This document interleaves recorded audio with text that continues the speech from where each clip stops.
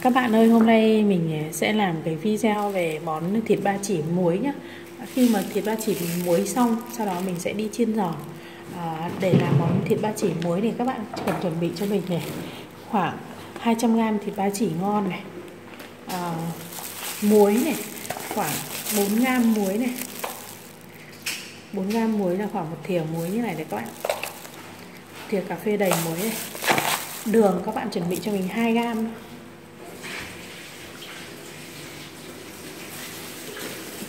Mình hay nấu ít vì gia đình nhà mình có hai vợ chồng và một bé nhỏ ấy. 2g đường mình hay nấu ít.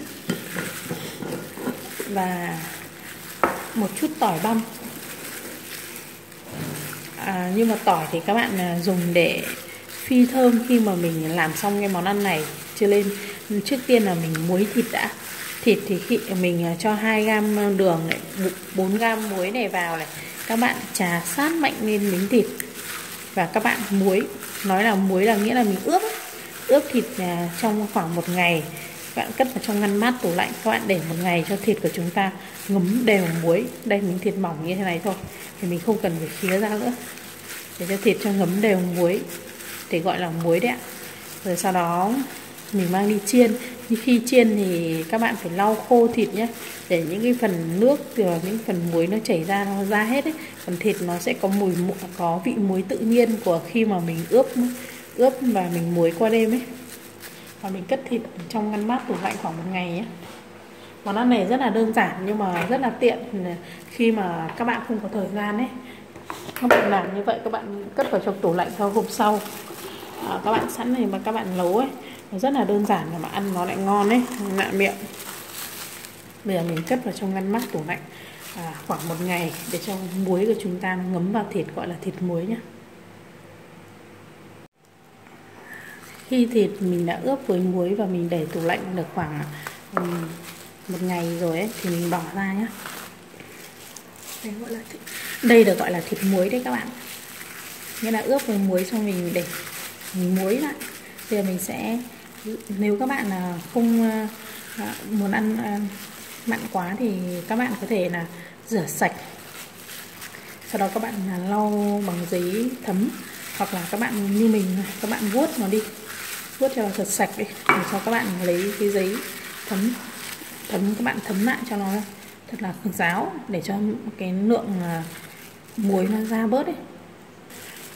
Đây các bạn, mình thấm bớt bằng cái giấy này, để cho nó bớt mặn đi.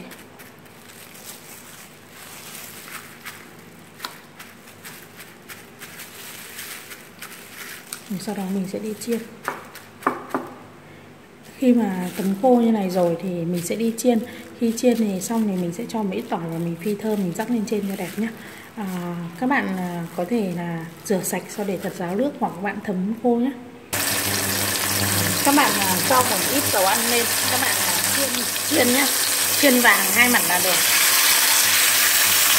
Lần này chiên muối này mình không cần phải chiên giòn đều, các bạn chỉ chiên vàng thôi.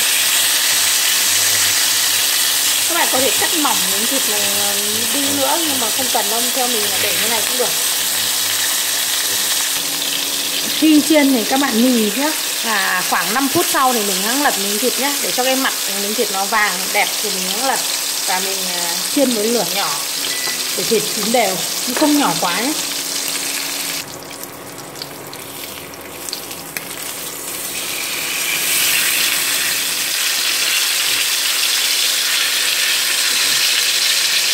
Mình chiên như này là mình sẽ chiên vàng luôn, để cho thịt nó chín luôn. Lửa mặt này coi như là chín rồi các bạn. Bây giờ các bạn chiên lửa mặt này với lửa nhỏ như này, chiên khoảng 5 phút cho nó chín nhé.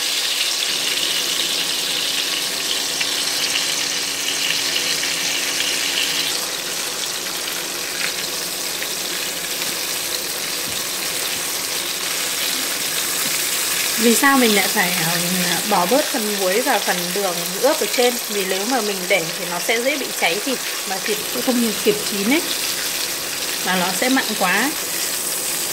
Bây giờ các bạn muốn cho bên trong nó chín thêm ấy, thì các bạn lại chiên cho mình mỗi bên khoảng 5 phút nữa, là tổng thời gian chiên khoảng 20 phút nữa thì thịt nó sẽ chín đều bên trong ấy, và cho lửa thật nhỏ như này.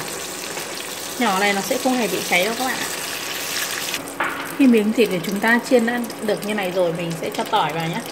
Và mình sẽ gấp thịt ra để phi tỏi. Sau tí nữa mình thái thịt, mình sẽ phi tỏi mình rắc lên trên thịt thì nó sẽ nhìn rất là ngon.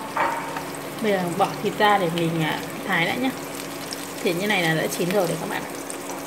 Bên trong nó cũng sẽ, thì mình chiên tất cả là khoảng 10 phút mỗi mặt đấy, thì lên thịt đã chín rồi.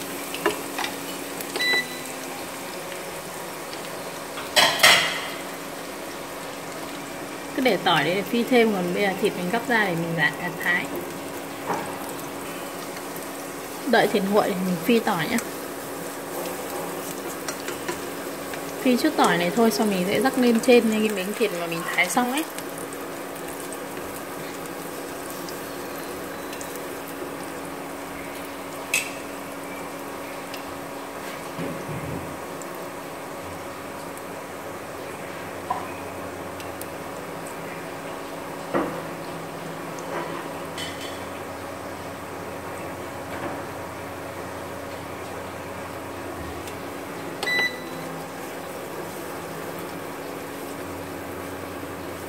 Thôi rồi, tắt bếp để tỏi nó tự vàng. Rồi bây giờ mình ra mình thái thịt. Bây giờ mình tiến hành mình thái thịt các bạn nhé. Thái những miếng mỏng thôi nhé.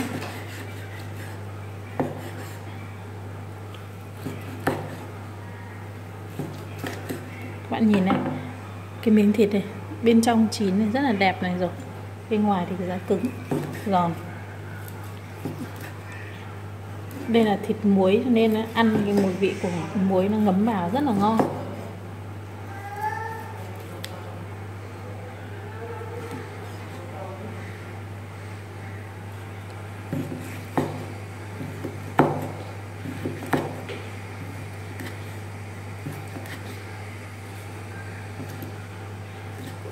Rồi mình bày ra đĩa và mình vớt cái phần tỏi phi mình rắc lên trên là được.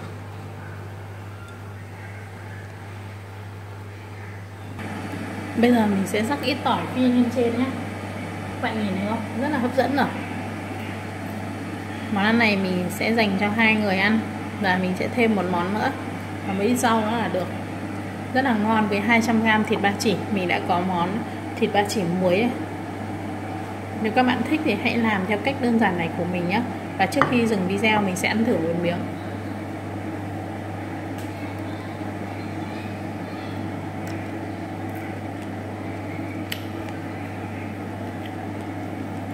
Ăn kèm với một ít tỏi phi.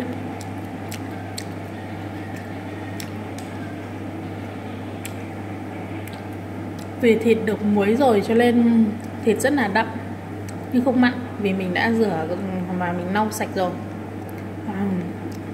Và cái vị đường nó vẫn có một chút cho nên nó vẫn là ngọt, và miếng thịt thì mềm bên trong, bên ngoài thì hơi cứng một chút. Hòa với mùi tỏi để ăn rất là thơm.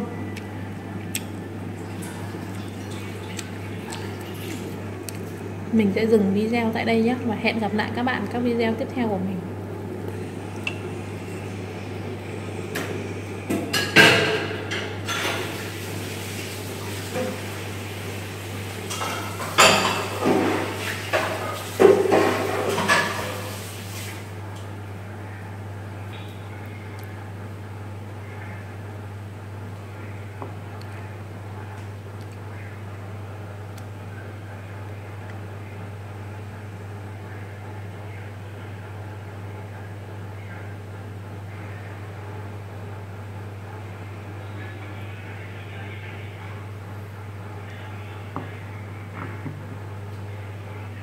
Các lúc sơ chế.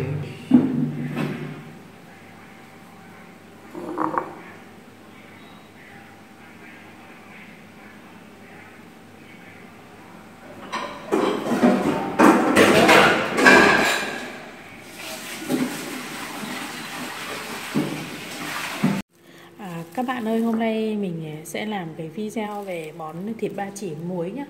Khi mà thịt ba chỉ mình muối xong, sau đó mình sẽ đi chiên giòn. Để làm món thịt ba chỉ muối này, các bạn cần chuẩn bị cho mình này khoảng 200g thịt ba chỉ ngon này, muối này khoảng 4g muối này, 4 gram muối là khoảng một thìa muối như này đấy các bạn. Thìa cà phê đầy muối này. Đường